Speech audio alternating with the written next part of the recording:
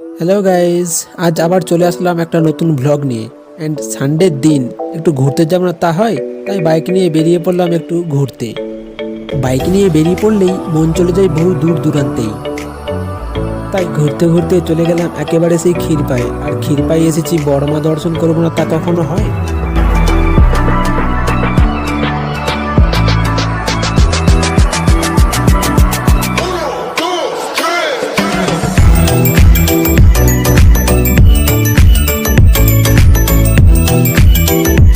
তারপর বড়মা দর্শন করার পর মন্দির থেকে বের হয়ে দেখলাম একটা ইউনিক ফুড। এটাকে অবশ্য বাবরসা নামেই সকলে চেনে। এটা খেতে মোটামুটি বেশ ভালোই লেগেছিল।